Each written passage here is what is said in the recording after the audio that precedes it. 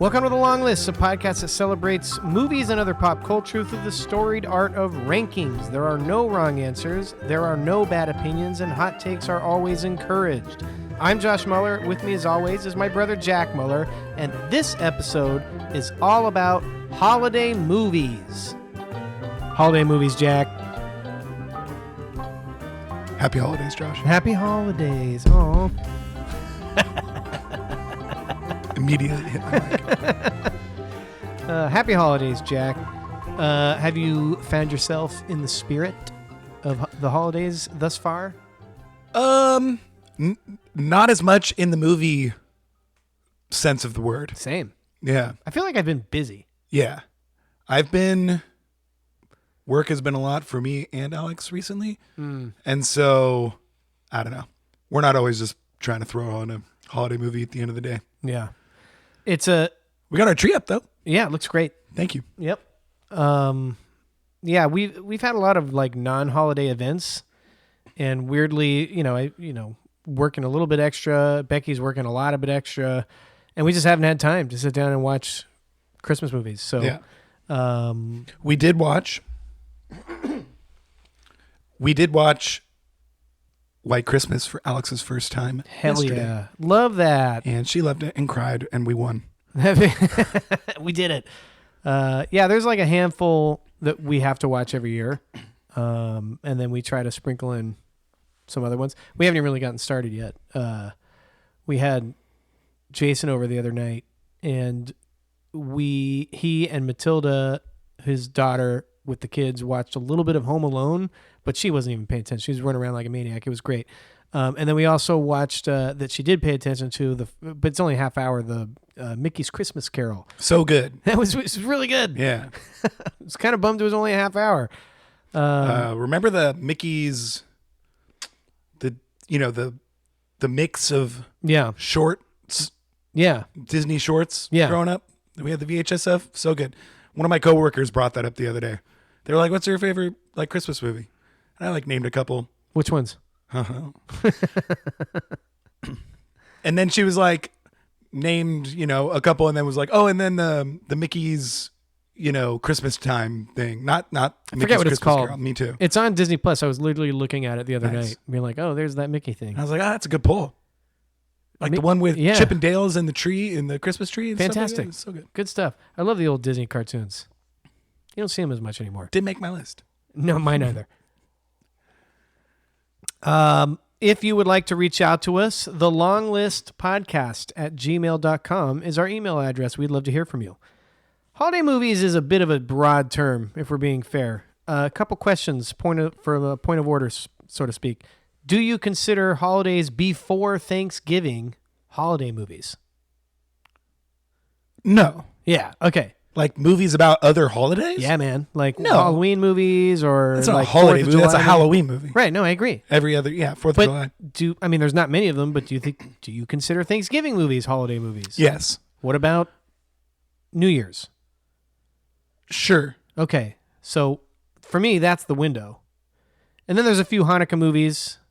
There's a few other holidays that are in that time period. There aren't many Thanksgiving movies, really. Not many. And not many New Year's movies. Right. So there's many movies with those things in them. Yeah. But we're kind of, this is the one. And we almost could call it Christmas movies, but we don't want to limit it to that. Yeah. But if you say a holiday movie, they're talking about wintry, families get together most of the time, sort of a thing. I agree. What are you looking for in a good holiday movie, Jack? It depends. I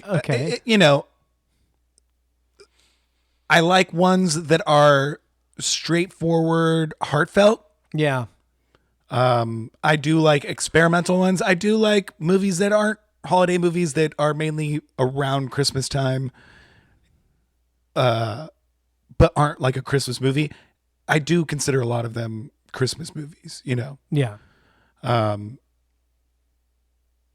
I just think that often holiday films do a good job of like saying something pretty important about like community and togetherness. Yeah. Which I like as a theme. And people explore that in different ways. And I like that. I do too. And I don't, I mean, we're going to get into it at some point. There's a lot of famous quote unquote holiday movies that, you're right, don't have those themes and they don't really lean into the holiday. There's even some horror movies out there. Those aren't really what I'm talking about. And that's fine. We've had this, let's just put the cards on the table. Die Hard, I don't really consider a holiday movie. It's going to make a couple of my lists. I acknowledge it. I love the movie. It's just one of those things. We've talked about it I think we were on a podcast with Adam. When you're running into someone and you're, what's your favorite holiday movie? And they're like, Die Hard. And you're like, okay, I get what you're doing. It's one of those things that people are going to... This is going to come up later also. Yes. I heard someone on a podcast, or maybe it was not even like an Instagram video or something where like, Die Hard, technically a holiday movie, whatever. The most interesting person this is said sarcastically, the most interesting person is definitely going to tell you that the Die Hard is a holiday movie. And that's where it's like kind of gets eye-rolling for me. I honestly, sorry for everyone out there, but I haven't seen like Die Hard that recently. I just like don't ever think of the Christmas parts. Like, I guess there's just Christmas trees in the background. That's my point. There are other movies that aren't about Christmas where I'm like, this feels more like an actual Christmas movie, even though it's not about Christmas. I agree. It's just like a feeling to me. It's a holiday movie, Yeah. And Die Hard fucking rocks. I love Die Hard. Sure. But I don't, like, if you're one of those people that has to put Die Hard in your holiday movies, it's just like, okay, whatever. That's not what I mean. Yeah. Right. It's certainly a great action movie. I love it. But like, come on, relax. If that had been a Fourth of July holiday party where everybody was getting together and he had to save him from that, it would be no different of a movie. It doesn't matter that it's holidays. Yeah. That's my big thing. Having said that, I might name some movies that are slightly contradictory to what I just said about Die Hard, and that's okay. Fine. I just can't think of any of Christmas parts in Die Hard. It's on Christmas Eve is the thing. There's some decorations, It takes place on Christmas Eve. Got it. I think. It's definitely a holiday party that gets hijacked at Nakatomi Plaza. Right. That's the only thing. Yeah. And it's a valid thing. It takes place right there. I get it. I get why people say it. It's just like, come on. Come up with a new take. So for this episode, in honor of... If he was stepping on like broken ornaments instead of... broken glass. Yeah. I'd be like, okay, this is more holiday. If it actually like Marv. Exactly. Yeah. I agree. If he uses a wreath to like slide down a big rope to get away from an explosion. Right. Sure. It's just like, that's part of the thing. Whatever. We have to have this conversation every year. It's going to come up again. I'm glad you and I are on the same side of this argument. And Die Hard rules. But it's not a holiday movie. There, we said it. So for this episode, we're gonna try to have some fun. We're gonna try to bring back some of the old standbys from our earlier episodes of categories of lists, and we're gonna try a couple new things too. But we're doing this in the spirit of you watch the same Christmas movies every year, so we're gonna do it like that. Our first list is probably our most used list category that we have, aptly named by one Alex Ball, Jack's fiance, the Jetpack List. These are characters from any holiday movie that we would like to get a drink with. I only have 5 this time. I kept it simple. I got 6. Okay, take it away. Number 6, I got Buddy the Elf. Yeah. I mean, maybe a controversial take. Right. But we get one scene where he gets a little tipsy. Oh, that's true. And it seems like a pretty good hang. Seems like very supportive. Yeah, it's very fun. Yeah, happy drunk. Right. All right. I retract my initial statement. Number 5, I got George Bailey. George Bailey. Just all around nice guy. Yeah. I don't even know if he drinks in that movie, but... Sometimes he's a little blowhardy. Yeah. Talking about, I want to go off and build things. Like, relax, dude. Maybe post-Revelation. Okay. When he's a little more level-headed. Yeah. Also, I get to hear about that whole crazy story. Post that reservoir. Oh, like the sequel. I want to get a drink with that George Bailey. Yeah, like after he has his whole revelation. Yeah, sounds great. Yeah. I'm into that. Number 4, I have Bernard from the Santa Claus, who's very sassy and dry, but that sounds like a good time for me. Yeah. He's also like probably hundreds of years old or whatever, so that's awesome. Yeah. Plus, he's probably got some of that weird elf brew. Yes. I'm trying to get some of that. They're all sipping on some crazy stuff down there. Number 3, I have Kermit as Bob Cratchit. Wow, fantastic! Love it. Who is just absolutely seems like the greatest guy in the world. We don't have any repeats so far. I'm excited for both of these. He is just the best Bob Cratchit. We'll be talking about Muppets Christmas Carol more. We most certainly will. Number 2, I have the duo of Bing Crosby and Danny Kaye from White Christmas. Fantastic, yeah. They break into song. Just a lot of good war stories. What do you think they're drinking? They go out to drink. You know, they're ordering. All right. You're like, I'm drinking what you're having. What are they ordering? Hopefully this doesn't make it sound like I have a problem or anything, but we were throwing on White Christmas and I was just like, we got to have martinis for White Christmas. Yeah. And could have sworn that they had martinis in the train scene. No, it's like sodas. Yeah, they're all drinking non-alcoholic beverages. I'm like, oh, here. I feel I'd have martinis for this. Right. That was also after I made this list. So I was like, damn. Yeah. Wait, so what do you think they're ordering? Martinis. Okay. Yeah. I think they're like champagne cocktail guys. True. I actually do think there's a lot of champagne poured out in at that party. There is. Or like straight bourbon, and I don't think there's a lot of in between. Well, I think straight bourbon is the more realistic thing that they're drinking, but maybe not their characters. Yeah, right, exactly. Yeah. I like champagne cocktail. There is a lot of champagne in that movie. And number 1, I have Klaus. Nice. Who is essentially Santa Claus. He's That's like good. pre-Santa Claus. Yeah. He's got some sad stories, but true. Also just seems like you hope those don't, well, you want to be there fine. for the guy. Yeah, exactly. Yeah. Depends on how many drinks we're talking having. Out. Eggnog? Gross. I hate eggnog. I hate it too. It's so gross. Gross. I think I hate alcoholic eggnog worse because like I don't want to mix anything into this. This is gonna sound like a dig, but my most famous eggnog, not liking eggnog story is we were at Uncle John's old place with Uncle John catches I strays. know. Who usually makes us such fun cocktails too. Yeah. We spent the day like fake golf. He lived like on a golf course. He used to live on a golf course. We spent the day, shooting around with Matthew and Laura, our cousins. It's the 4 of us. We were out there for like 4 hours. Walking. Was I there? We were tired. You were there. Oh. And we obviously came back in, and he's famous for making Shirley Temples for us. Pre-alcohol days. Oh, that's right. And I love Shirley Temples. And yeah, he whipped out the eggnog, and that was our refreshing beverage after a long day of exercise on the greens. And I was like, this is awful. Not the move. Yeah. Can I get some water? Yeah. That was a pretty singular time, though. Yeah. Oh, Uncle John's the best.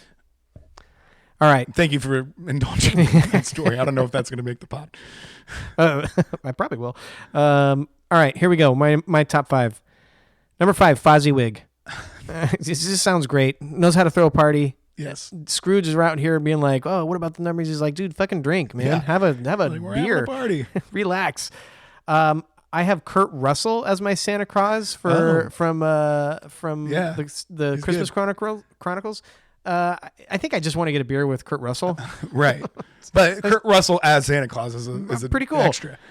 I have Uncle Billy from It's a Wonderful Life. Might be a little bit of a tough one. He really knows how to throw. Yeah. But if I caught him on the front end, well, I mean, he never seems like it's dark. Yeah. You could argue that George Bailey sitting there at Martinis is getting pretty True. dark. I was thinking about doing Martini. Oh, that'd be a great one. Yeah. But that story gets dark too. But that's just in the in the dark version. Yeah. I have Scott Calvin. I think, speaking of witty one-liners. Been on my long list for sure. I don't know if I want to hang out with him for a full night, but like get a couple drinks with him.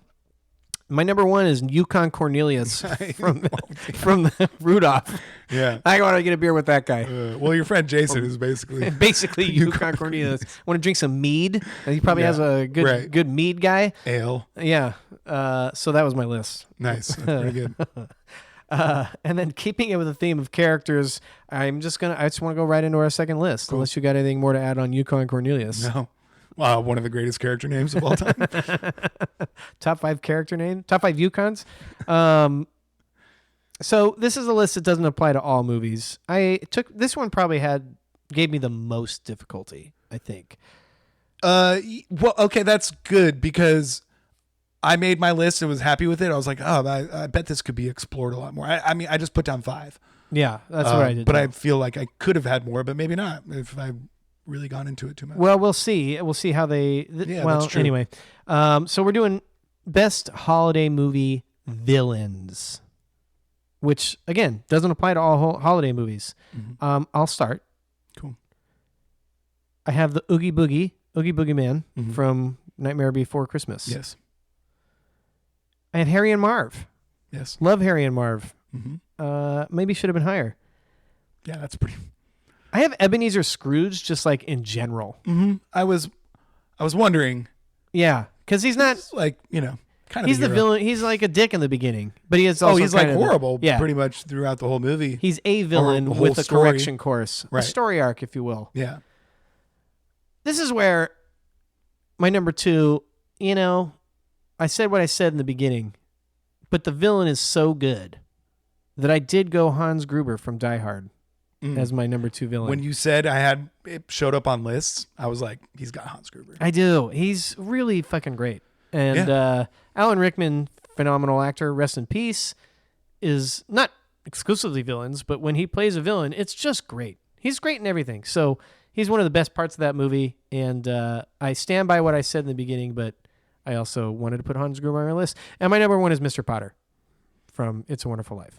So It's a Wonderful Life will also show up on a few lists. Yes. As it's already 3 for 3 on he the made list given. Yeah. 4 for 4.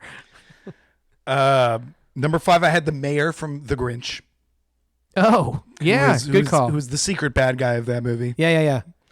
Number 4, I'm surprised this didn't make your list, but I had Jasper from The Holiday, who has no redeeming qualities. No, he is the worst. Straight awful person the entire time. Yeah, that was probably an oversight on my part. Kind of like number 3, Mr. Potter.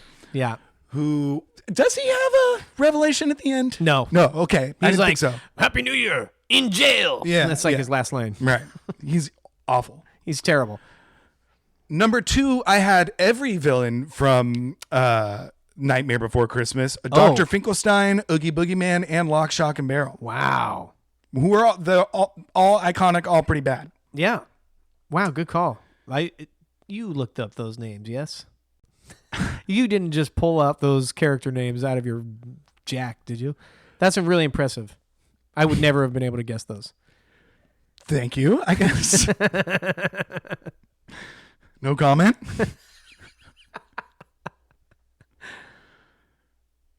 Yes. And number 1 had the Wet Bandits. The Wet Bandits, yeah. Sticky Bandits in part 2. Yeah. True. Yeah. Sorry. No. Really sorry, Josh. No. That actually might be a factor later. Oh. Are you a part 2 or a part... Well, I guess we'll save it.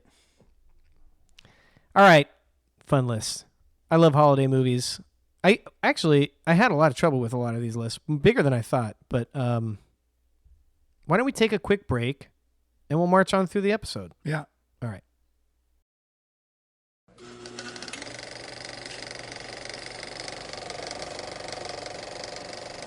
All right, we're back.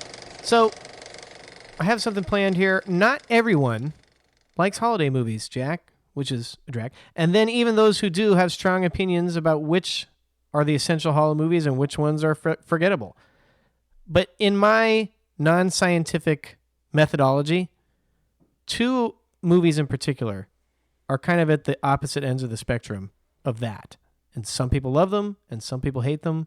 And there's strong opinions on both of them. You and I sit on the opposite end of the spectrum softly. Used to be I don't know if I'd say ops. Yeah, used to be. Used to be a lot louder. Now that it's gotten... So this might not be as fun as I want it to be. But either way, we're going to do it anyway. The movies I'm talking about are The Holiday and Love Actually. A lot of people love one. A lot of people love the other. I'm sure there are a bunch of people that love both. And they came out in relatively... short time span. And they're both romantic comedies and, around involve the holidays. Multiple characters. Yeah. So I see how they're compared. I personally like The Holiday a lot, I guess. A lot. Well, It's one that Becky loves, and we watch it every year, and I have a fun time watching it. But I definitely see the flaws in that movie. And then Love Actually, I get why people like it. It's just not a movie I particularly like. And in the past, you have really liked it, and I think in the past I really liked The Holiday. I think we both just come back more to the middle on this. Yeah. On both issues, but right. we're gonna do it anyway. Yeah. Because it's gonna be fun. Right. We're gonna try to argue. Have the epic argument of Love Actually versus The Holiday that seems to be out there. Mm-hmm. And maybe I'm wrong about this, but It's fun anyway. Yeah. Love Actually is, kind of like intersecting stories, trying to show all the different variations of love and that there's actually love in the world. Love all around us. Love all around us. Love actually is all around us. Yeah. And The Holiday is just like a romantic comedy. It's totally wild. But we're going to get into wild is not the word I would use. Well, a wild premise. How about that? Okay.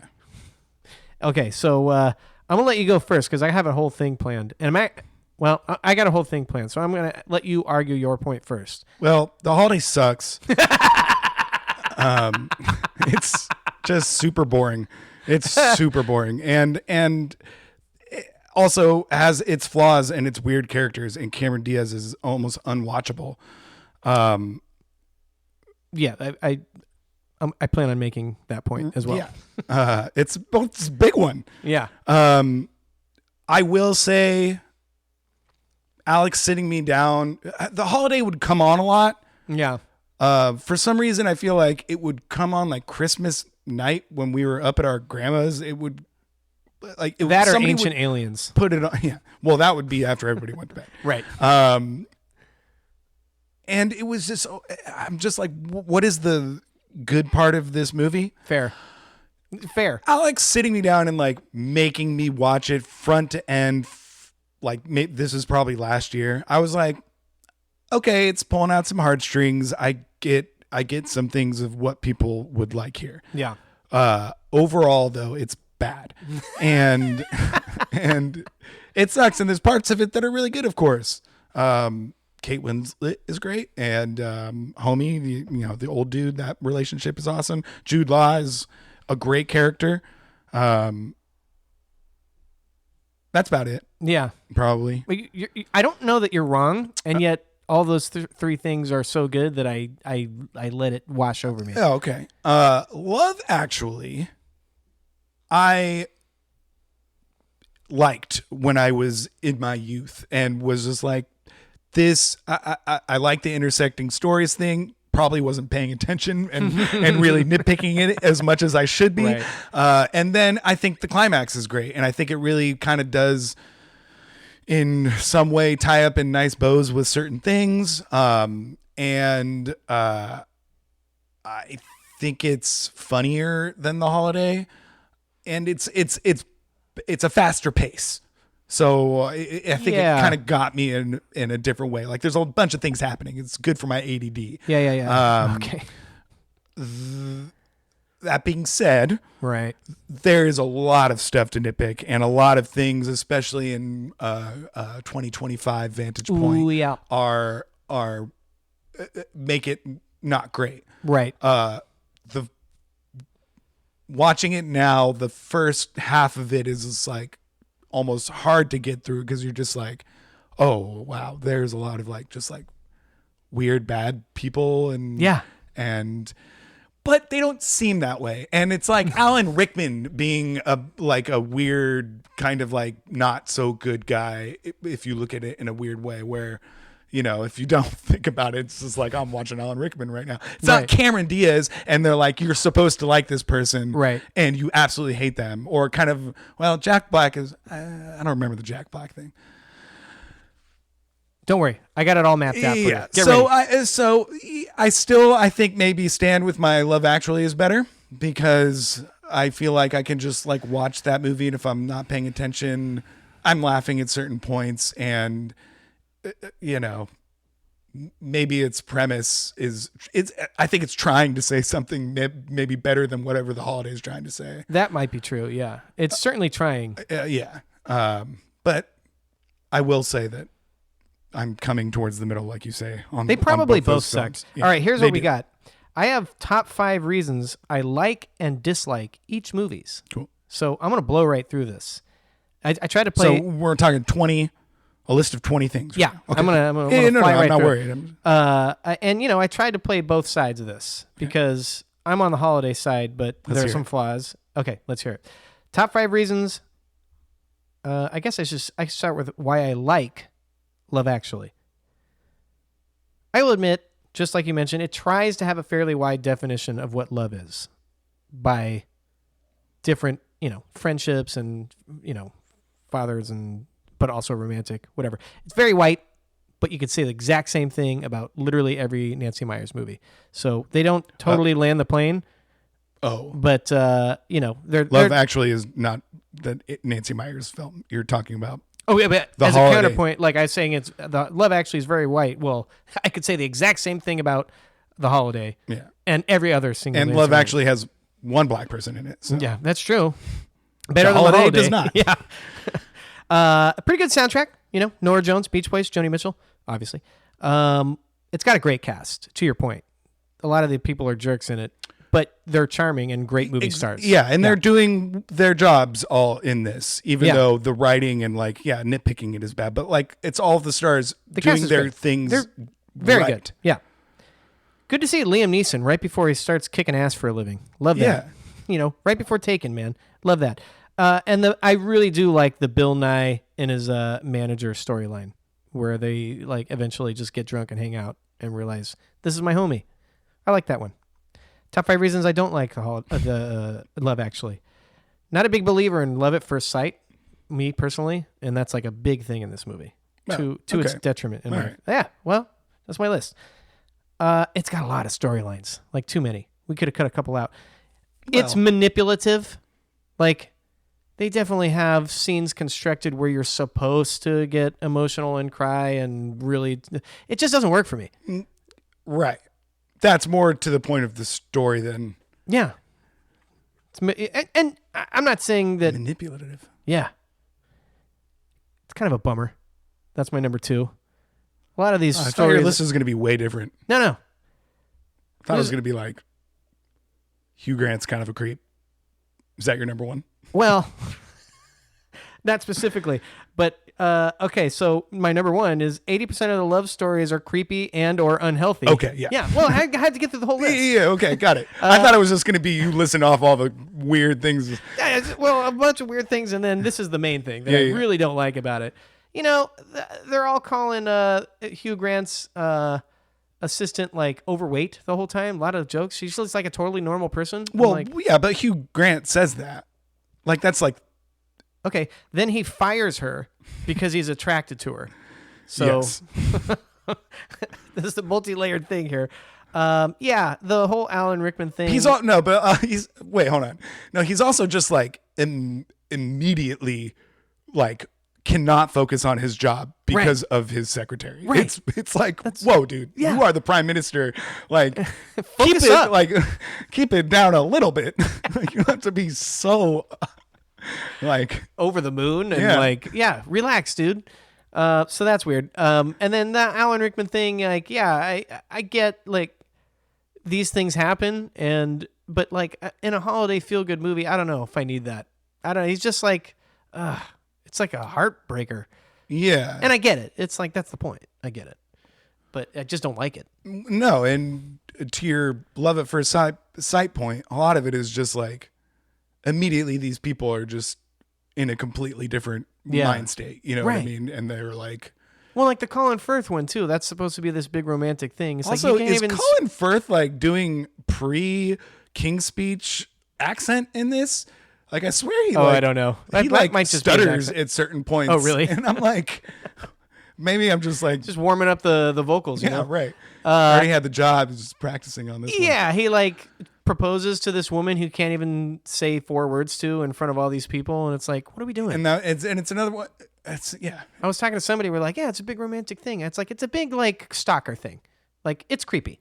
Right. You don't know this person. I actually hadn't even thought of the love at first sight part of it, because that's not really that much of a theme in the movie, But now that I think of it, that is how it happens. That's how it time. happens. Yeah. But like they don't talk about that. No. Yeah. No, I'm with you. But like, which they could just be like love at first sight. It could be called love at first sight. It could, and not just love is all around us or love actually. It's weird. Well, but then not all of them, I suppose, because like then another one that I don't like is the best friend immediately being attracted to a woman, right? And right, being like, which now has some, yeah. I guess it has some implications with the way things are going on today because, well, especially like the culture of like young men thinking that if you go after a woman, they should like, it's just assume that like you should get her. And it's like, well, no, they have agency too. So I don't know. That's just, it just doesn't sit well with me. All right. Top 5 reasons I don't like the holiday. Feels like 2 different movies.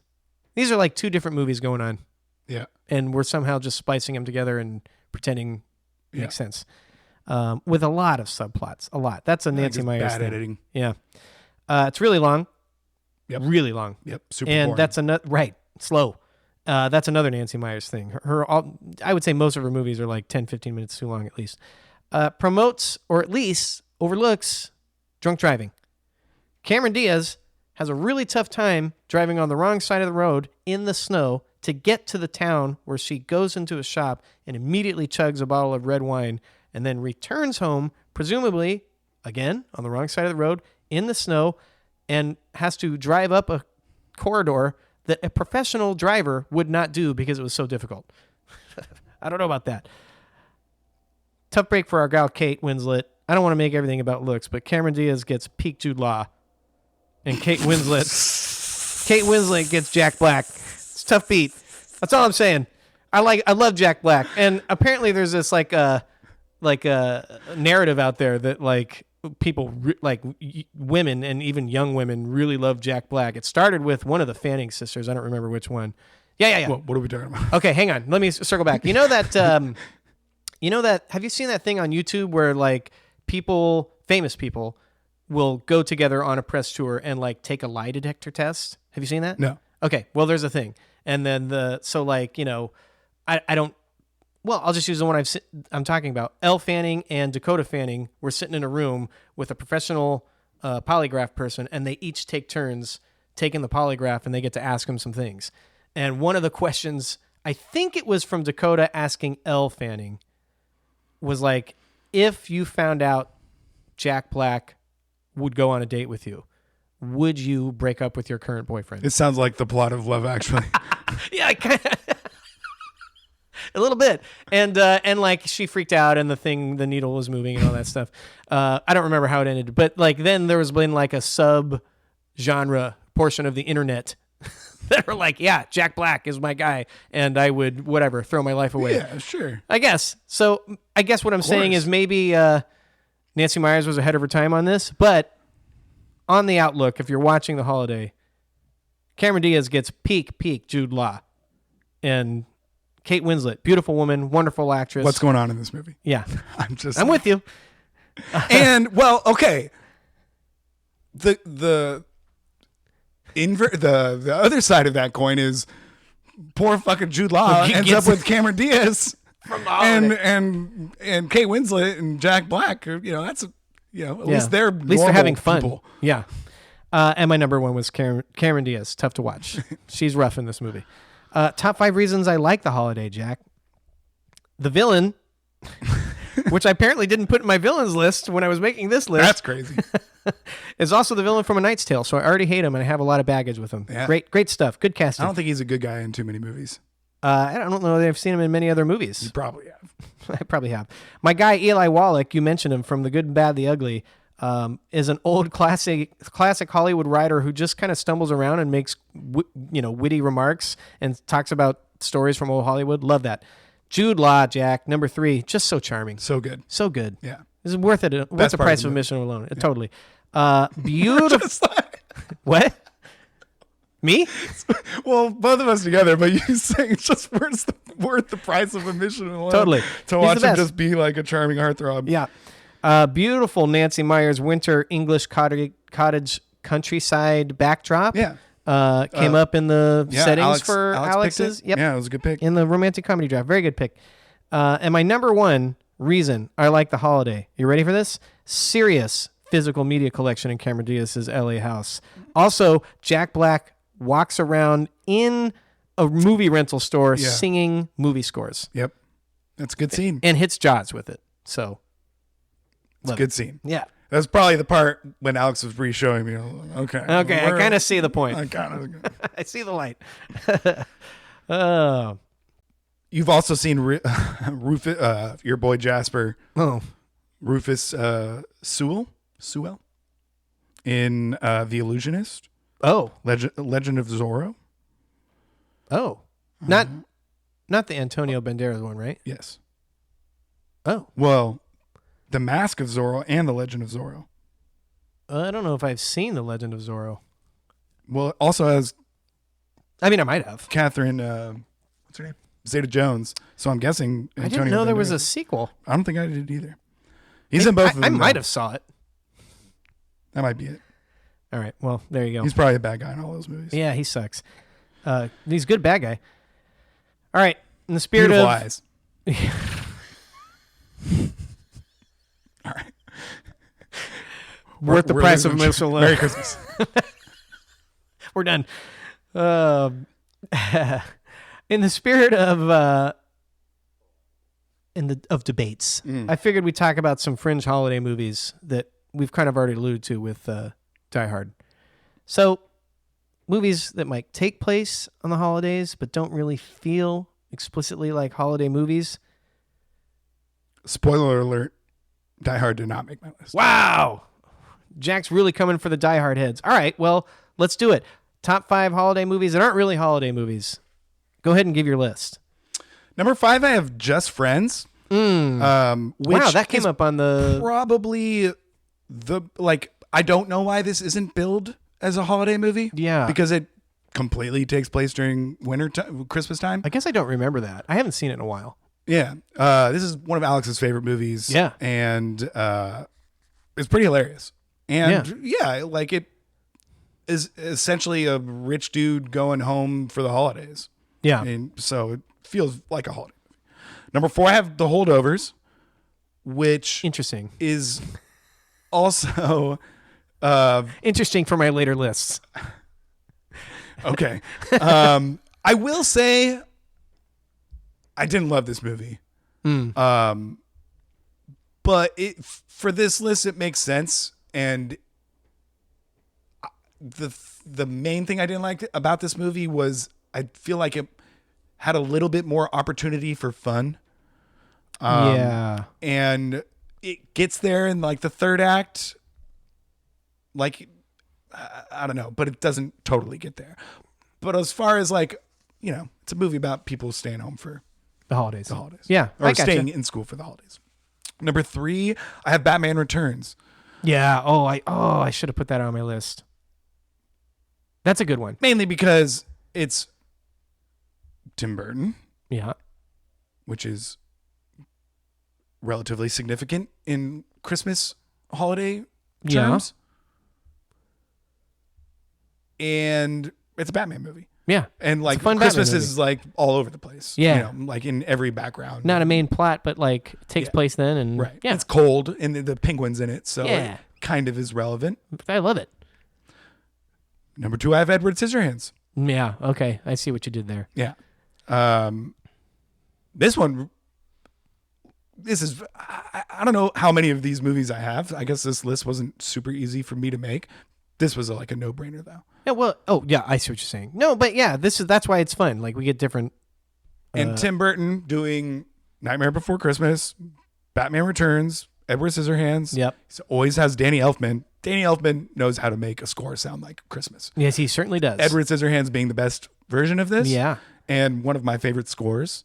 And the main theme evokes Christmas ideas and or totally. Holiday ideas or wintertime. It's kind of got that magical quality to it. Yeah. It's beautiful. Number 1, I have Little Women. Yeah. I don't think I really need to vamp too much on that one. No, it's turning into a Titanic situation.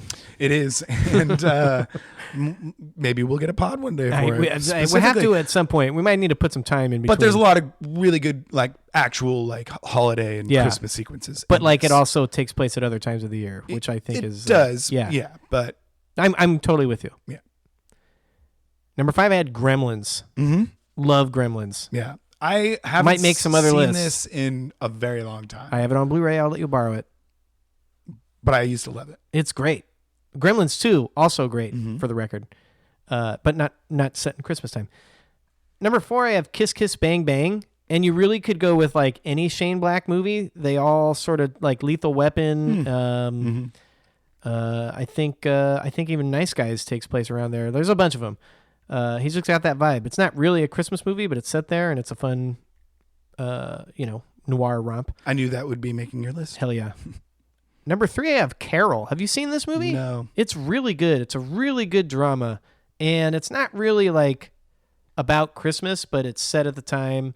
Really good Rooney Mara performance and Cate Blanchett performance. And it's just fantastic. It's really, really good. Number 2, I had Die Hard. Because hell yeah. You're a different person than you were in the first 5 minutes of this podcast. I love Die Hard. Okay. I'm just not really a Christmas movie. Said it wasn't a Christmas movie. That's why this is what the list is.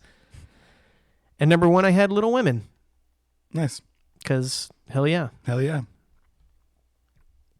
All right. Look at us. Look at us.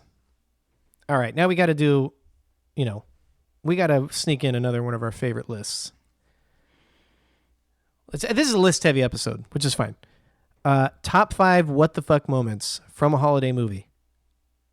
I'm happy to go first if you would like. Please. So I got the Christmas Story tongue on the pole thing before Dumb and Dumber. And that kid gets his tongue stuck on the pole and it's like, you got to rip it off and everything. It's terrible. I also don't like that movie, but whatever. The whole concept of While You Were Sleeping, you know this movie? No. Okay. It's got Bill Pullman in it and I think Sandra Bullock. And she basically Bill Pullman's it's Bill Pullman's brother, I'm pretty sure. I haven't seen it in a while. He's in a coma and she falls in love with the guy and is seeing him every day or something in the hospital. And his family comes in and she's like, oh, we just got engaged, so that's why I'm hanging out. And they're like, cool. Totally normal thing that we didn't know about. And hang out with us. And so she starts hanging out with the brother, Bill Pullman, and falls in love with him. I think I have this right. Anyway, it's a weird plot, and a lot of people really love it, and it's never worked for me because I can't get past that weird plot. It's a Christmas movie. And it's a Christmas movie. Number 3, In 4 Christmases, with Vince Vaughn and Reese Witherspoon, there is a ridiculous baby vomiting all over them scene. Oh, nice. It goes way more than you think. It's pretty great. Number 2, I had the tarantula scream in Home Alone, because that always kind of freaks me out, where the tarantula's on his face and he's like, Oh, when it's on Mars' face. I was like, there's a screaming tarantula? No, I'm sorry. No. Yeah, you also hate spiders. So that I really hate spiders, yeah. And also I found out, maybe last year, but then I re-found out this year that, so they had one shot to get that because, what's that actor's name? Marv, whatever. I can't think of his name right now. They were putting the spider on his face. He's like, you can't put that thing on my face. And he's like, we have to. We got to get this. And he's like, I'll do it once. And then the spider wrangler was like, well, you can't actually scream because if you do, it'll think you're being aggressive and it might attack you. He's like, what the fuck? So they dubbed that in later, and he just did an open mouth, but great stuff. It really works for the movie. It does. It's fantastic. I would, in my head, I'd be like, well, if I'm pretending to scream, will it think I'm screaming? I have follow-up questions on the information you just gave me. And then Tim Allen makes Santa fall off the roof in my number 1 and die. Yeah. Dead Santa in the Santa Claus. Yeah. I got tripped up on, I think Alex pointed this out. When does he read the put on the suit thing? Is it before he puts on the suit? Yeah. Because that's the Santa right. Claus. So he just does it anyways? Well, because he gets up on the thing. He reads the card on the ground because he's looking for the guy's wallet. Then, for whatever reason, he decides to, A, grab the clothes instead of leaving it there for evidence. B, climb up on the roof with his son in the cold. And then he's like, what do we do next? And then Charlie guilt trips him into putting the suit on because he's like pouting and he's like, fine, I'll do it. And then he puts the suit on and it's super big and he goes, this guy needs a tailor. And then every year Becky and I say, Tim the Toolman Taylor.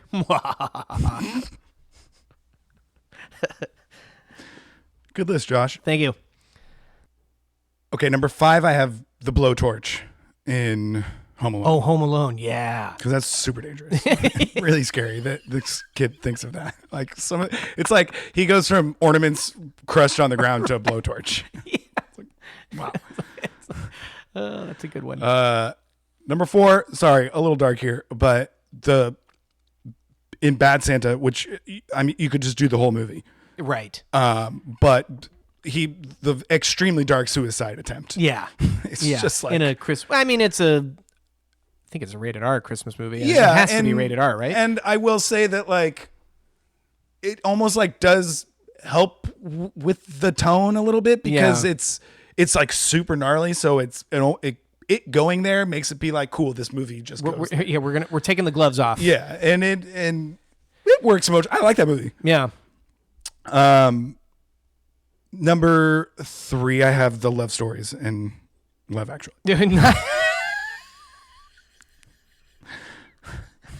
What the fuck?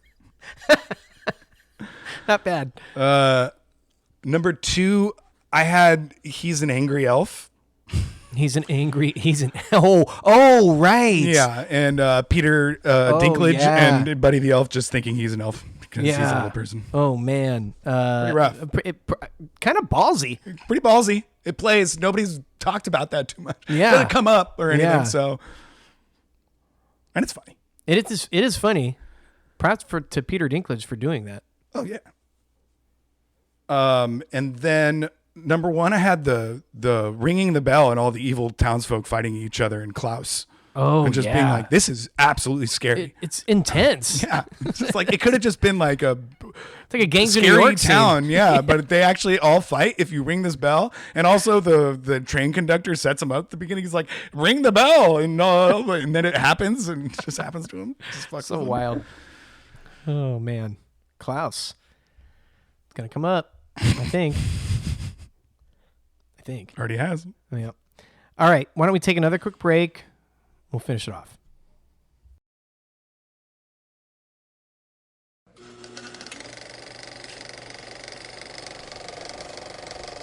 All right, we're back. We're going to head right into it. My next list, it's hot takes time, Jack. Yeah. Top holiday movie hot takes. I love doing hot takes section, but every time we do it, I think it's because we've grown up watching movies together. Like, either it's something I know that you think or something I actively agree with. Right.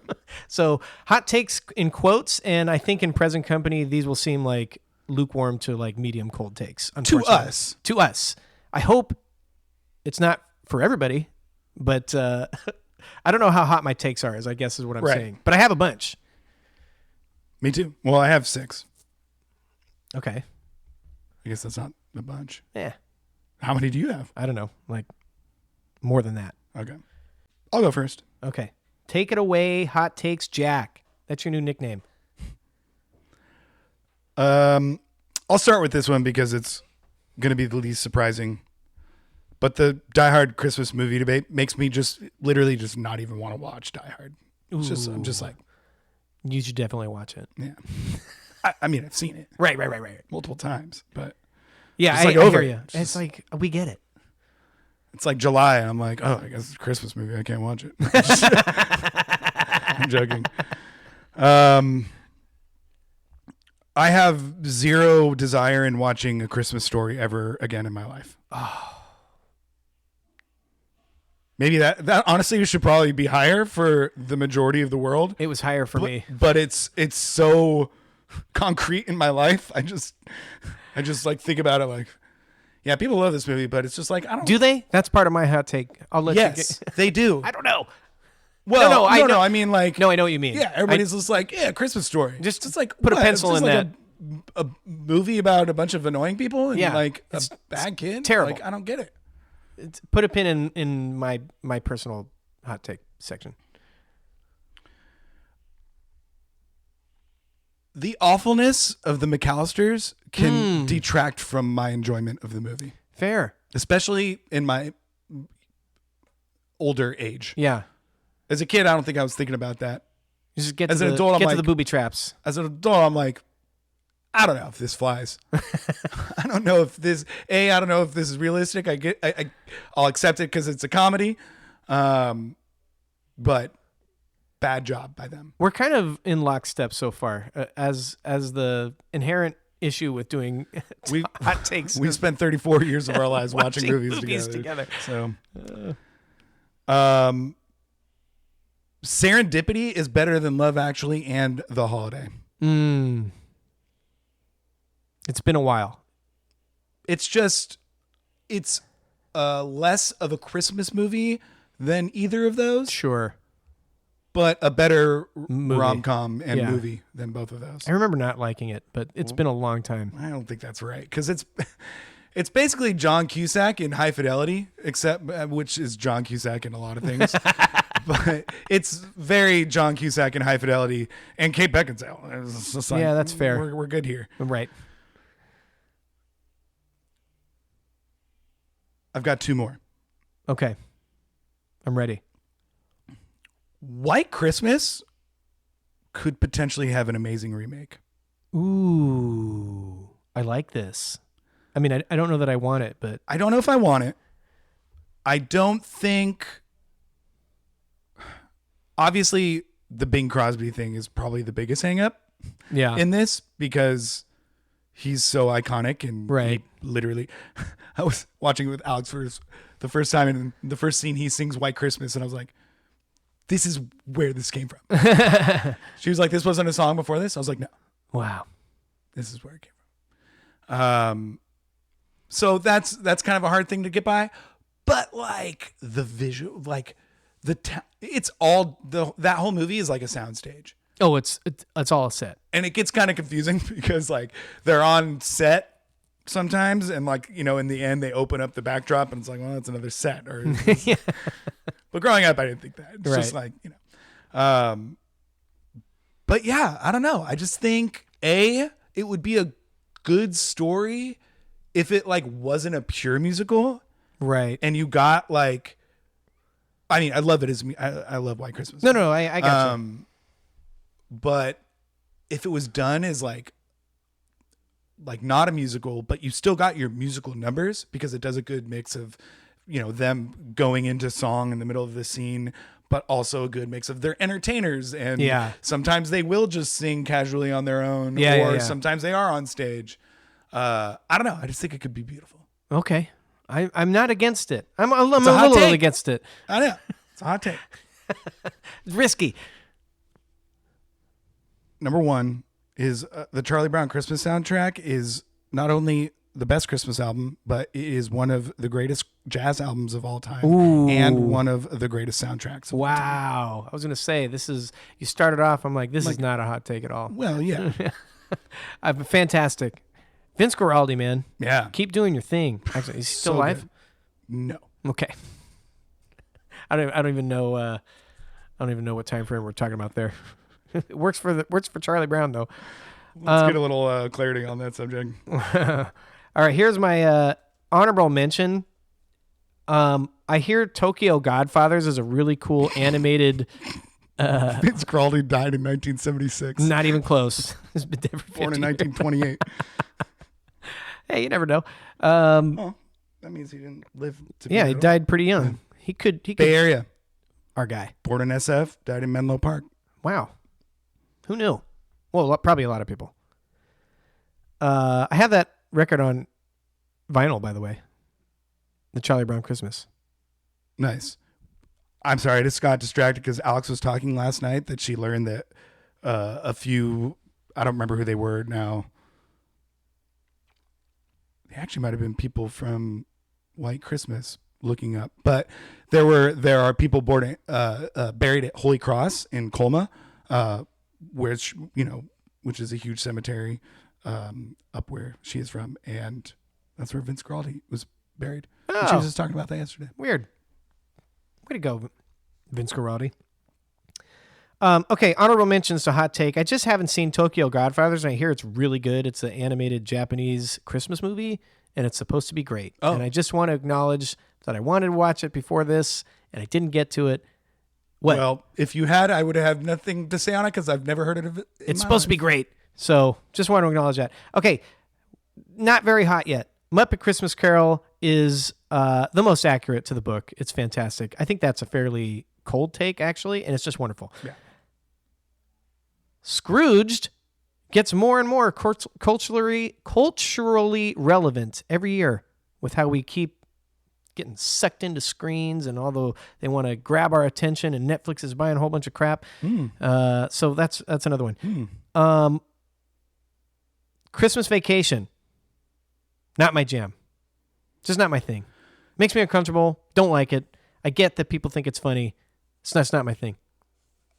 Me neither. But I will say it's my number 2 vacation series movie. What's your number 1? Las Vegas. That's awesome. I don't think I was going to say the same thing, actually. We grew up with that one. That's the one that came out when we were like... Yeah, and in the first one, it's just such a bummer. It's just such a They're just such bummers. Christmas Vacation, too. It's just such a bummer. I just don't like it. Tim Allen's performance in The Santa Claus is elite, and I'm shocked that that is not viewed as an all-time classic by the general public at large. A classic performance or classic movie? Both. It's not? I mean, like, it's a Christmas movie. I think there's a wide swath of people that don't like it. Really? Yeah. As a Christmas movie, or is it just It's just like a movie. Like, people tolerate it around Christmas, I think. No, there's definitely Santa Claus heads like us. We grew up within the Tim Allen Santa Claus bubble. Yes. And I think that skews our perception of what the population at large thinks. Well, granted, they also made at least 2 sequels, and possibly more. Yeah, true. So it made money. People do like it. But I just don't think it's like viewed as like... I'm saying this is all-time Christmas movie acting from our guy, Tim Allen. And I'm not going to be apologetic about that. I don't think people think that. Kevin was literally and figuratively asking for it in Home Alone. Now, all the McAllisters are bad. They're all jerks to each other. But Kevin was a big-time jerk. Did he deserve it? Better question. Was he asking for it? Yes. Because he's been a brat the whole time. He literally says he wants his family to leave. I never want to see you guys again. He's asking for it. That's what kids say. Yeah. Yeah. He was asking for it. But then he was stoked when they were gone. Yeah. Like a little dick. Good movie, though. I like it a lot. Okay. Next is, have you ever seen The Apartment? No. It's a Billy Wilder classic. It's among the all-time films by some people. We watched it for the first time last year. Really excited to watch it. Billy Wilder, fun, usually has movie stars in it. Romantic comedy, I hear. It's kind of a bummer. Who's the... It's Jack Lemmon and Shirley MacLaine. And it's just kind of a bummer the whole time. I want to watch it again. I got to be honest. Doesn't sound like it. Well, I do, because like I want to know. Like now that I know what it is, I want to go in and see it again. But I'm just not a big fan of it. That's my hot take, and it's like an all-timer. It's a Christmas movie? It's a Christmas movie, and it's like viewed as one of the best movies ever by some. What? Yeah, The Apartment. Look it up. But it was just a bummer, and I didn't really like it at all. So, romantic comedy, my foot. Die Hard is not a Christmas movie. It's just a movie that takes place on Christmas. We talked about it. And my number 1, kind of close, was it? I don't remember if this was your number 1, but close to your take. A Christmas movie, A Christmas Story sucks. It's terrible. I don't actually think people like it. I just think it's been on for 50 years and they tolerate it. That's what I think. Yep. It's terrible. Yeah. There's no redeeming qualities. I put it at my number 4 to insult it more, being like, this is... It doesn't deserve the number 1 take because it sucks. And I just can't believe people like this movie. And I refuse to believe that they actually do.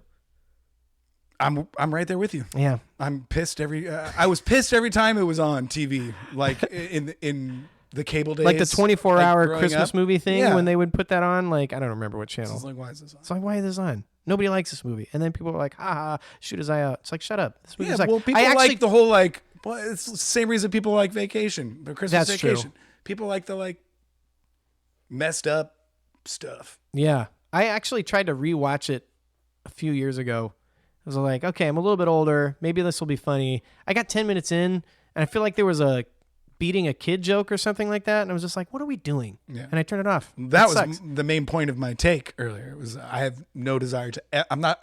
I'm like at no point am I going to be like I should probably throw it on again. You shouldn't. I think I might go the rest of my life without watching it. I almost assuredly unless I have a child and they're like, it is important to me to watch every movie ever, and we're going to watch this right now. I told my kids who watch a lot of movies with me, your this kids movie would not like sucks. this movie. Yeah, You they won't wouldn't like this it. movie. They'd be like, "What's going on? Why is everybody terrible?" suck?" And we're never going to watching it. Yeah. We're just going to watch the Santa Claus again. All right. Whew. Funniest moments in a holiday movie, Jack. Are you ready? Yeah. I'm going first. Okay. Pretty much anything Joe Pesci says once the booby traps start make me laugh. And he's just really just walking around with his head smoking, and he's going, That's great. So funny. I was like, how do I put a Joe Pesci thing on this list? And I didn't because I couldn't land on one. That's great. Specifically. This one's just for me and Becky, and maybe for you because I know you've seen it. But this is something that Becky and I laugh at every time. In It's a Wonderful Life, when George Bailey first sees Mary on the dance floor, that opens up and they fall in the pool and the whole thing. She's dancing with some guy. I forget what his name is in the movie, but he's actually the same. Did you know this? He's actually the same guy in White Christmas. You know how Bing Crosby and whatever that guy's name is go see the sisters act because of a ruse that they pull about the dog face boy, their brother. It's the same. The photo's the same guy. I saw the photo last night. I was like, why do I know that guy? You know him from It's a Wonderful Life. He has a total of one line in between both movies, and yet he's in two of the most classic Christmas movies of all time. Anyway, so Mary's dancing with this guy, or like talking to him on the dance floor, and she's in love with George Bailey, has been her whole life. They lock eyes, and it's like tractor beam, and he goes over to her and he's like, "Hey, you're Mary," or whatever. I don't know what he says, and the guy's talking about some bullshit, and she's like, hey, George, you're George Bailey. It's been you were a kid last I saw you, or whatever. I can't remember what they say, and then the guy goes, anyway, as I was saying, see, and she's like, hold this, I'm gonna go dance with George, and he goes, well, hey, how could you? And George Bailey looks at gets right in his face and goes, oh, why don't you stop annoying people? And he goes, well, I'm sorry. Hey. That's a long way to get to that, but it just makes me laugh every time. There's a scene in The Grinch, the Jim Carrey Grinch, where you're gonna take this one from me. I don't know what you're talking about. Mine's very specific. I'm impressed if you think this is it. He's like getting ready, and there's like a montage, and he needs a tablecloth, so he takes the tablecloth and does the tablecloth thing and swipes it under, and all the things stay on the table. And it's always made me laugh because he's out of the frame and he walks back into the frame and shoves everything off the table and then spins the table around, and it does this really cool like spinny thing and then falls over. Totally improvised. He was supposed to take the tablecloth off and all the things were supposed to fall, and they didn't. And so Jim Carrey went back and knocked them all over. And it's really funny, and it's 10 times funnier knowing that. So good. Yeah. In Elf, fighting the Santa at the mall is really funny to me. Yes. Really enjoy it. It's a really good scene. Good thumbs up. Yep. Good job on that. Elf was a tough one to pick a scene thing from. And I could have gone with a bunch of things, but I really think the Santa thing is funny, especially when he gets up in his face first and he's like, you were a lie. What does he say?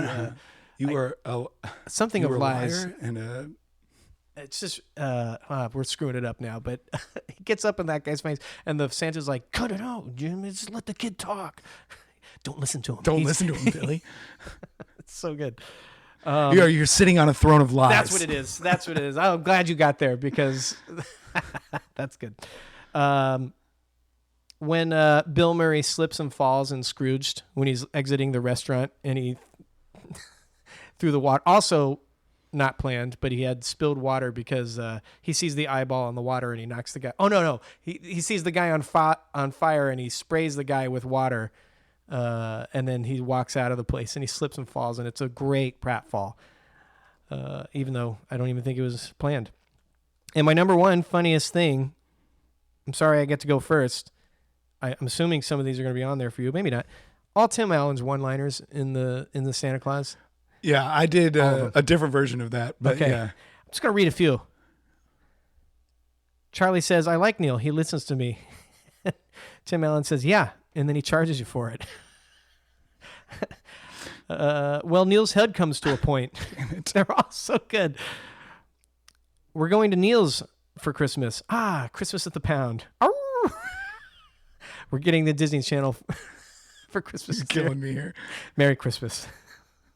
And when he's reading the book at the end, how do they fly? Well, they got antlers. There's a slipstream. They go through they're weightless.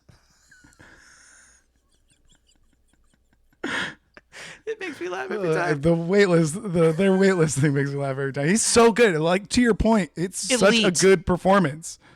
Elite. I'm bummed I didn't get anything from Scrooged on my list.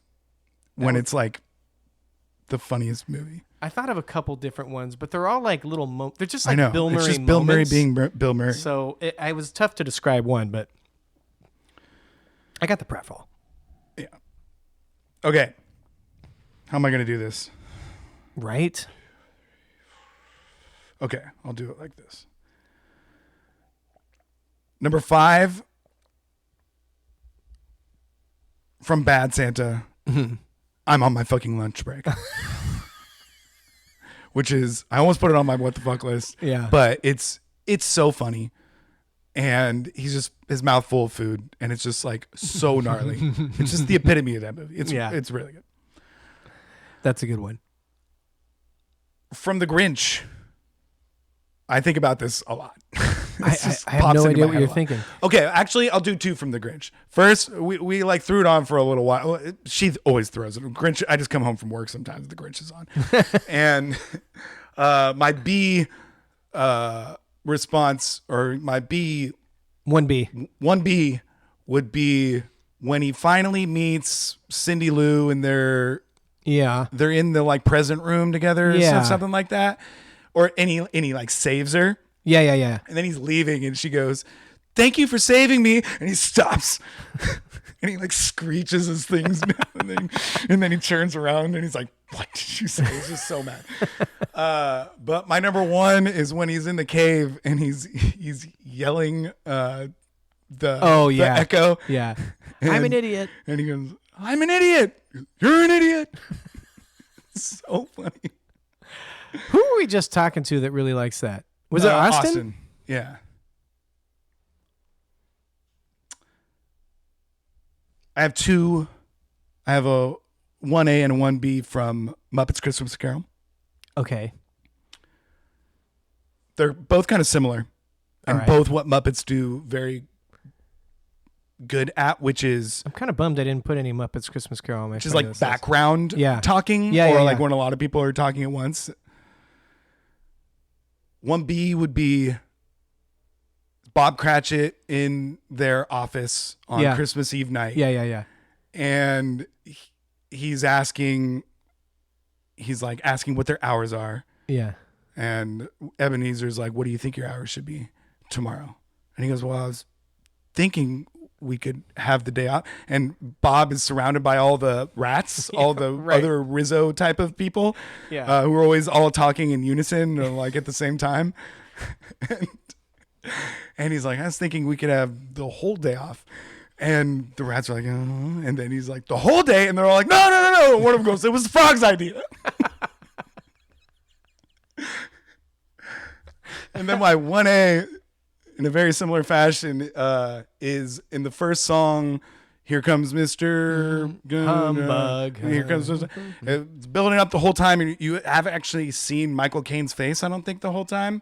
Yeah. Or they're like somewhat obscuring it, and the whole town is like singing behind him, and it's all these Muppets singing behind him, and he's not paying attention because they're not in, I don't know. It's a musical. But at the very end, the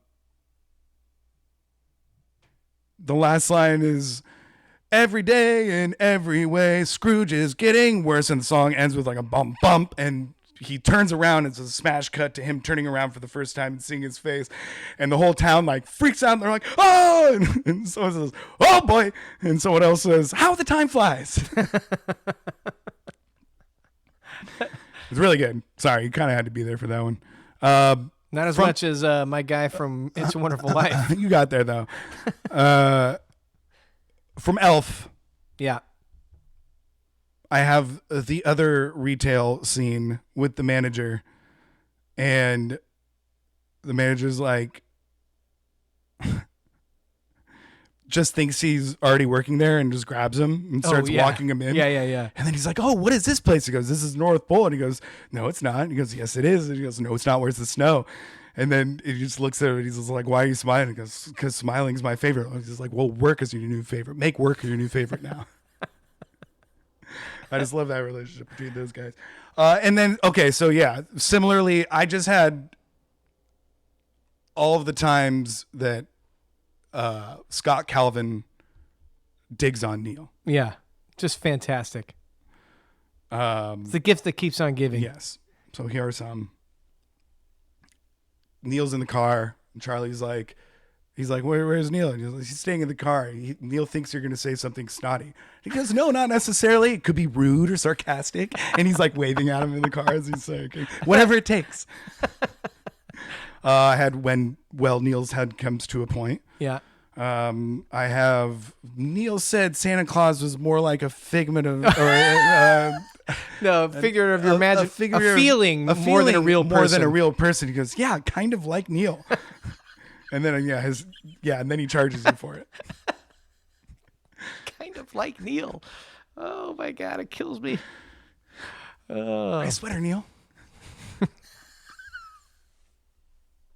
Oh man, that's what he says to him when he's coming into like the bring your kid to work day. Yeah, or you bring your dad to school. Oh, that's what it. Yeah. And Neil's already there.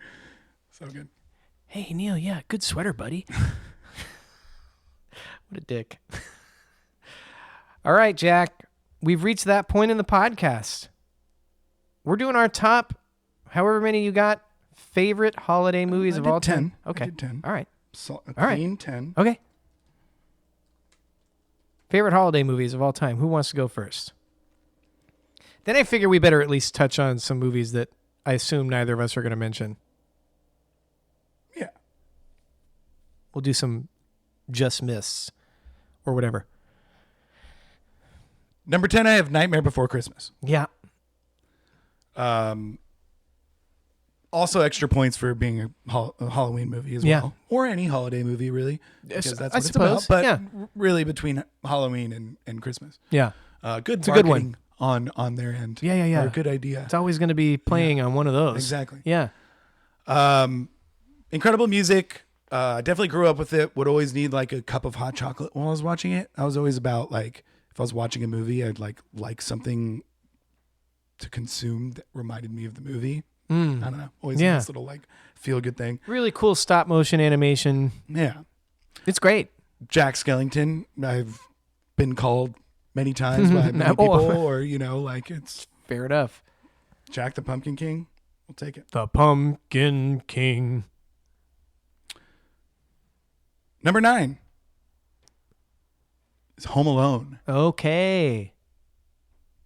Might be controversial. Oh, yeah. It's your list. You laid out some good points earlier. Yeah. And all of those points stand. It's incredible. It's iconic. It's extremely entertaining.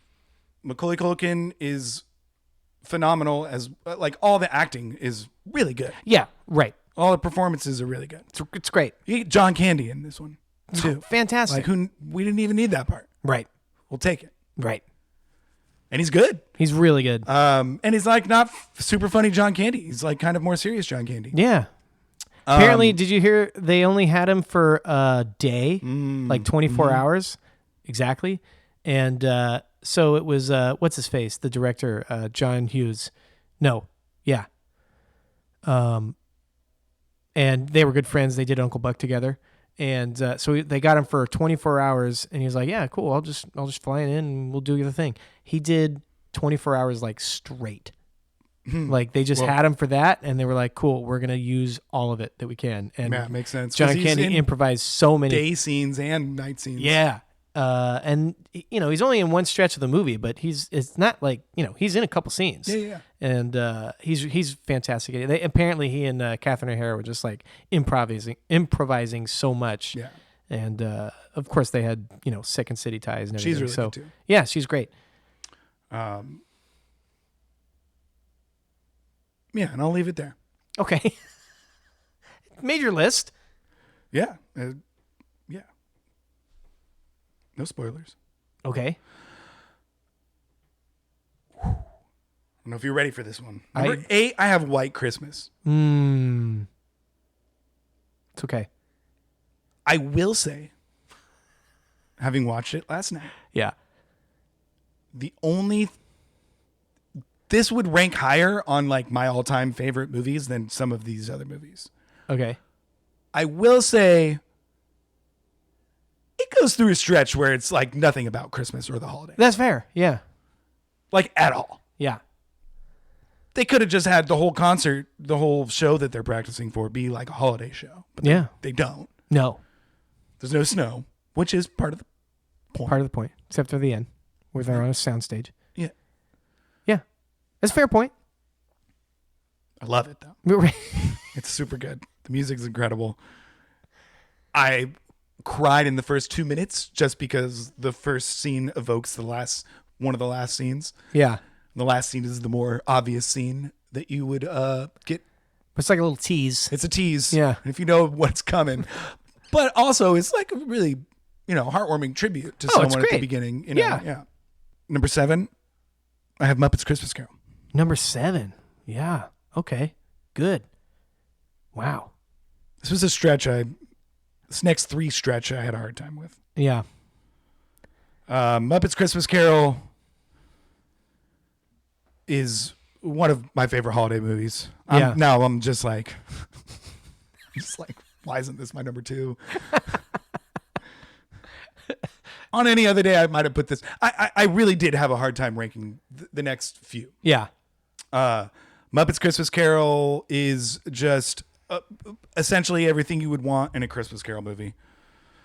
Adaptation. And has Muppets. I love Muppets. The best comedic timing, maybe, of any sort of, like, other than maybe like Pixar has really good comedic timing. You know what I mean? Oh, I see what like you're saying. Any like group of thing, or I don't even know how to say it, but like the Muppets comedic timing and sarcasm are like. Well, it's kind of like what you said before, like where the background characters are just dropping one-liners that you don't hear until the 37th time you've seen the movie. Yeah. There's a lot of that. And yeah, the pacing of their witty dialogue is fantastic. Yeah. And the recent trend of memes being about Michael Caine going for it and like having a great performance couldn't be more accurate. Yeah. I'm here all day for it. Every time I see him, I'm like, this is great. I'm so happy someone else out there is liking this as much as me. I just saw, you know what? Maybe that we sent that in the group chat of the long list hosts, but the thing where he was like, I'm treating it like a psychopath. Did you see that video? Okay. That was in the group chat. Oh, wait. I don't know. Or maybe, I'll say it anyway. And if you've heard it, I'm sorry. And other people probably haven't. But he was doing an interview, Michael Caine was, and he was like, well, they asked me to do the picture. I really enjoyed it.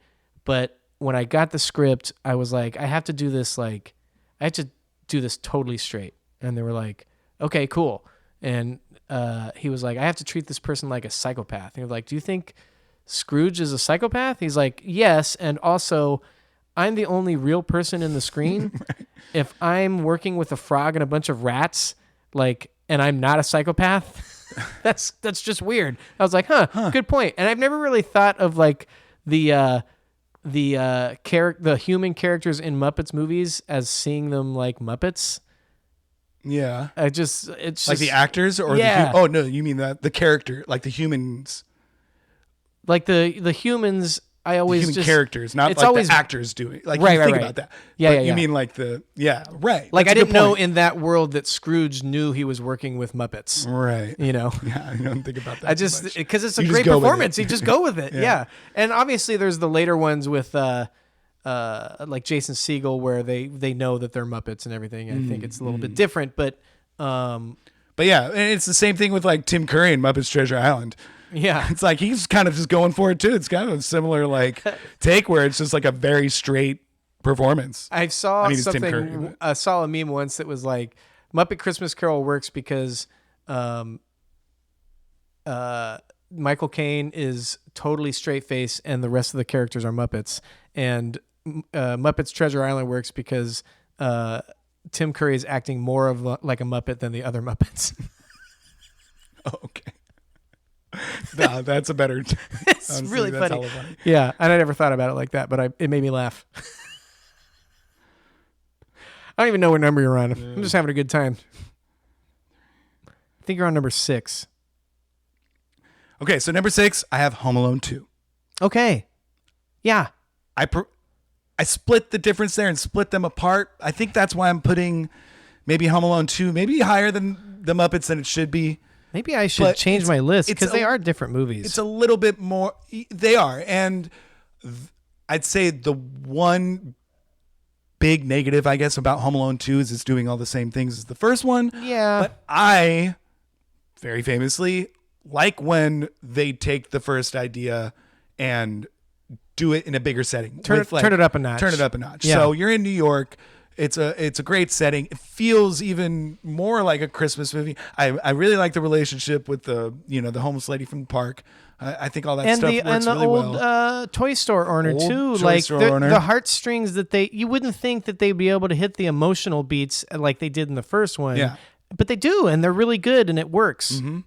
And he has a whole like empty, creepy house to like deal with. What a great idea. Yeah. I really like the second one. It's great. It's one I'm reaching for the most. I meant to kind of start my list with this, but I felt like my top 10 list and the way I ranked them was very much like, which ones am I reaching for the first? Like off the shelf. Or like, which ones am I knocking off? Yeah. If I had to knock off some. Yeah. Really couldn't live with that. I will say that's where it trips me up with. I got to say, spoiler alert, I only put the first Home Alone on my list just because I usually don't put multiple of a franchise on lists like this, but this is a different type of category, and I probably might have overlooked that. So. Yeah. They're two big ones. They are. And they're great. It felt weird not putting the first Home Alone on, and Home Alone 2 I like better. So yeah. I don't hate the take. Now we're in the top 5 range. Top 5. Number 5, I got Klaus. Yeah. Klaus. You love Klaus. I love Klaus. I think it's the best Christmas movie to come out in the past 10 years, for sure. And I have kind of always been a little bit like fascinated with like Santa Claus origin, or like actual Santa Claus origin, not like mythical. Sure. Yeah, no, right. Both, I guess. Yeah. But this is a cool story to tell. Exactly. And it feels, realistic. It's hilarious. I think Jason Schwartzman is fantastic as like the goofy lead. Yeah. It's dark. The animation is incredible. Looks really good. Yeah. I don't know if they're doing it in 4K on Netflix, off of Netflix, but it looks like really good on the screen. Yeah. And was just, I think, a nice like here's a Christmas movie. It's great. Epic, and it's hilarious, and made your top 5 Netflix beautiful. movies. It did. Or top 10. I don't remember how many you did. Number 4, I have Scrooged. Okay. We're having very similar lists so far. Oh, wow, really? Yeah. Well, not quite with the ranking, but. Oh, okay. Based off of your highs, I didn't know if that's what was going on. Scrooged is one of our, classic. It's a way back. Yeah, it's a way back for us. I watched it for the first time recently a couple years ago with Becky, who had never seen it. And I was like, damn, this movie's pretty dark. Yeah, it is. But it's also, I think one of the I get choked up. Oh, definitely. And it's really funny. Really, really, it has a really good ending for being a really touching. I mean, it's Scrooge. Yeah, it's a Christmas Carol. And it's a cool, interesting take on that too, because how many times has that been redone? A lot. Billion. But this is a cool, interesting, modern at the time, take on it. It's funny that, in my eyes, probably yours as well, the best adaptations of the Charles Dickens classic is one with Muppets and one with Bill Murray in modern times. Yeah. But yeah, it's dark. It's definitely an adult movie. Yeah. I wouldn't show it to your kids right off the bat. I haven't done it. Yeah. Don't go there. I remember showing it to Alex, I think during COVID, 2020, and she loved it, and I was like, nice. Oh, great. This worked. Becky did not. Oh, interesting. Yeah, Alex got choked up. She was tearing up. Nice. I don't think Becky hated it, but she was especially the first half, she was like, this is really dark. I was like, but it's so funny. Funny. It's really good. It's just Bill. It's like classic Bill Murray. Yeah, it's really good stuff. Yeah, love that movie. Me too. Number 3, I have Elf. Don't really have to talk too much about it. I think as soon as this movie came out, I was immediately like, this is one of the best. It came out in certain classics were before my time. I would say this is the most classic that came out right at the perfect time for me. In my age group. Right. And obviously still holds up. Doesn't age at all. Still absolutely hilarious. Yeah. Would probably be top 3 Will Ferrell movies. Wow. On my list. Yeah. It's iconic. Buddy the Elf. Yeah. And just a really good Christmas movie. Number 2, I have It's a Wonderful Life. Oh. This is my Christmas movie list. Okay, I got it. This is my favorite movies of all time list. Do you like how I turned that into a Tim Allen grunt? Oh, I didn't really catch that. I didn't know what. How about doing. that? I was confused, and then I figured out what was happening. Way to spoil my list. Want to hear me talk about It's a Wonderful Life? Listen to the Top 25 pod or any other pod, probably. Yeah. We talk about it almost as much as Little Women. I was thinking about doing a hot take of does it get a little too dark for in George Bailey's nightmare that he's in? For some people, it does. Yeah, it's pretty rough. Yeah, it is.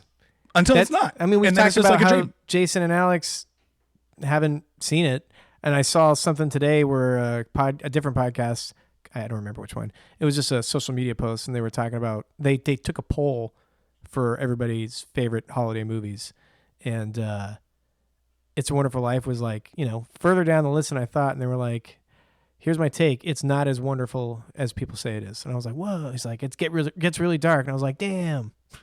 Yeah, it's got to make its point. Yeah, man. Have they ever seen A Christmas Carol? Have you no heart? A Christmas Carol. He goes into his grave with the angel of death. And then it's a happy ending. Have you seen A Christmas Story? Click. You got me again with Click. I forgot that I did that. It's essentially It's a Wonderful Life. Yeah. Number one is the Santa Claus. Because it is the best Christmas movie of all time. It's absolutely hilarious. I mean, yeah, me and Alex were all talking about if you were an adult and you watched this movie for the first time, would you like it? And I honestly think yes, because the first third of the film is heavy on Tim Allen being snarky and sarcastic. Yeah. So I think that kind of grabs the attention of the adult. I also think Tim Allen is a little bit like nails on the chalkboard for some people. Not for me. Oh, yeah. If you don't like Tim Allen, you're not going to like Santa Claus. Sorry, that's not the people I'm talking to. Yeah. It's great. Also, Charlie's pretty annoying, but it's great. It's hilarious. Still the best, and it's just it's a Christmas movie. It's great. No arguments here. Well, slight arguments for placing, but no arguments here. Yeah, I think that was kind of a hot take. Top 10. I think people are going to be like, "What the hell?" The thing is like mine's going to be a lot similar. So let's hear it. All right. Honorable mention. Charlie Brown Christmas is not a full-length movie, so I didn't include it. Yeah. But it's wonderful, and I love it, and I would have if it was a full-length movie. It's a good shout out. Number 10, Elf. Okay. Thought about not putting it on the list at all, actually. That's absolutely absurd. I do like Elf. It doesn't sound like it. Well, I forgot to put this in my hot takes. I just missed it when I was doing my list, so I'm going to say it now. Second half of Elf, not a big fan. Why? It's just not that good. Why? It's just not that funny, and, kind of slows down, and I just don't like it as much. First half, we're singing. We're dancing. Everything's great. I'm laughing every 2 seconds. And then it's just like, couldn't even tell you when. I'm obviously going to watch it this year. So I'll come back with a more specific report. But I just like the second half kind of falls off a cliff for me. He's got to save Christmas. Huh? He's got to save Christmas. Yeah. You could say the same thing about pretty much every Christmas movie. The second half isn't that good. But number 10. Number 9. Little contradictory from an earlier... well, don't say Die Hard. I'm not. I'm joking. But in the same vein, Gremlins. Okay. I put it on the list of not really a holiday movie. I couldn't put Die Hard's a better movie than most of the movies I'm about to say, but I just couldn't in my heart put it on the list when I talked about it. Gremlins actually has like, you see Christmas, there's Christmas backstory, right. It has like a that Christmas. Is one I would very much accept as being a Christmas movie. And it's awesome. I love Gremlins. Nightmare Before Christmas, we already talked about it. That's number 7. Above Elf is crazy. Well, I don't know that it is that much, but also I ranked it higher because it's like James's top 5 favorite movie. So, Nightmare? Yeah, so I put it a little higher because of that. Number 7, I got The Holdovers. I really like The Holdovers. And I've only seen it one time. This is a weird list. No, this is a great list. I really like The Holdovers. No disrespect. No, I didn't. That's fine. I make no apologies. I do find it interesting, and I've only seen it once, so I whacked it at the theater, and I really liked it. And I was on a date with my wife, so that was probably that was still at a time where like we didn't get as many trips out, so maybe that had something to do with it. We had a really nice dinner beforehand at Mama, which is wonderful, and we saw it at the Grandland Theater before the movie. Wow. Yeah, that was sometimes when you have time constraints, there's just only so many things you can do. True, with movie times. Yeah. Sure. But you're right. I usually like going to dinner after the movie if I have my druthers, whatever. And I've only seen it the one time, but I remember it being fun and funny throughout the movie, which is it's funny throughout the movie, but it kind of does like it's like sad for a while, right? Yeah. And it's kind of like a downer, and then they all become friends. Yeah. But that part feels brief. Too brief. Okay. Like I could use further adventures of the three of them doing stuff. No, yeah. And I'm not trying to cause I don't remember it that much. I'm just going off of vibes and feeling. Number 6, I had Scrooged. Hilarious. Love Scrooged. Mm-hmm. Then I did number 5, Home Alone, and there's some sort of Home Alone 2 that should be in here somewhere. Mm-hmm. They're both great. It's a different movie. I just chose Home Alone. Yeah. Number 4, I got The Santa Claus. Whoa. Yeah. Number 3, I had Muppets Christmas Carol.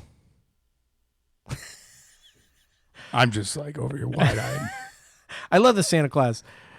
Second half, White Christmas is my number 2. I just absolutely love it. It's one of Becky's favorites, and we watch that one every year without fail. So you're not wrong about anything you said. It's not super Christmassy. It's in the title, though. It's in the title. You're not wrong. It's just... It begins and ends Christmassy. Yeah. And in the middle, it's just like a fun romp. Yeah. It has nothing to do with the storyline. Yeah. There's not even Christmas trees around the hotel. Yep. You're absolutely right. But it is one we watch every Christmas, so I associate it with that. Yes. And then number 1, some say it's the 5th best movie of all time. It's a Wonderful Life. I don't remember if that's where I had it ranked, but somewhere around there. So that's my list. And... we could probably switch that around a little bit, but that's where I'm going with on December 14th. I was pretty nervous about the middle of my list and the hot takes there, and then I heard yours. I'm fine. We're good. We're good. Okay. So, interesting. Yeah. Wait, fly through your list again one more time. Elf, Gremlins, A Nightmare Before Christmas, The Holdovers, Scrooged, Home Alone, The Santa Claus, Muppets Christmas Carol, White Christmas and It's a Wonderful Life. I think this topic more than most is like personal, opinion. Right. Because but I'm still all you talk about is Santa Claus. Oh yeah, it's great. It's super quotable. But again, like kind of the point with Elf and your point where like the first 30 minutes is just Tim Allen making one-liner after one-liner. Yeah. My favorite bit, and we've talked about this, I don't know about on the podcast, but certainly 100,000 times in life, is where they play the White Christmas, the ba-doo, ba-doo, bub, bub. 4 hours. And they make that, if you don't know, you're crazy, but he'll say something that's ridiculous or whatever, something bad will happen, and then they'll start that song over, ba-doo, ba-doo, and it's such a good gag, and it happens 3 times, but it's all 3 times in the first 15 minutes of the movie. And those are the 3 funniest parts of the movie to be. Plus, like, most of the one-liners come in the first half, and then it gets a little more serious. And I'm not having as good of a time. I get it, but it's a movie. I know, right? But it's supposed to get serious, and it gets serious in a pretty advanced way. And it touches on good things. That's all great. But we're flying high in the first half hour, and then we turn into like a movie. It just doesn't keep up the same pace. That's all. Number 4. I disagree. I think it's a perfectly paced film. Number 4. It's good. The greatest Christmas film of all time. Yeah, number 4. All right, some big Christmas movies we didn't mention. I got a list up here. Some of these I like, some of these I haven't seen. Some of these I've seen like once and couldn't feel comfortable putting it on there. A Shop Around the Corner, never seen it. From 1940, it's got like Jimmy Stewart in it. Okay. Yeah. Meet Me in St. Louis, I have seen. I don't really remember it being a Christmas movie. It's good, but it's always on these lists, and I just don't remember it that much being a Christmas movie. Neither of us mentioned either Miracle on 34th Street, and I don't care about that. I'm just pointing that out. The Apartment we mentioned didn't make it on the list. Vacation, neither of us put on our list. Christmas Story sucks. Trading Places is low-key a Christmas movie. So there's some really good movies out there that we didn't even mention. 8 Crazy Nights, Hanukkah movie. Yeah, true. Which is good. I just haven't seen it enough. Yeah, that's the animated one, right? Mm-hmm. Yeah, the Adam Sandler movie. That is good. Home for the Holidays, the Jodie Foster directed. How do you feel about Family Stone? It's good. It's kind of labeled as a romantic comedy, and it's a bummer for a lot of it. It's like a bummer. But I like. Well, I think I've only seen it once, but I liked it. Mm-hmm. Where do you stand on The Polar Express? Really bad. Okay. Well, I mean, that was like my favorite thing growing up. The book? In the Christmas time is reading the book. Yeah. And it does not hold up visually. I don't remember. I guess it was probably... That's Robert Zemeckis, I believe. He did a bad job by him, dude. I remember one specific scene. It was on, I guess it was last year. It doesn't feel like that long ago. But the ending was on, and I was just like, I don't really remember how they wrapped this up in the movie form of things. And there's like a scene where the kids were like in this little alleyway, and it's just the worst computer animation I've ever seen, or like whatever it's called. It just looks so bad. Yeah. It's a bummer. It's a bummer. It's just like, first of all, it's weird, and they really extend what is a very short Chris Van Allsburg picture book into a full-length movie.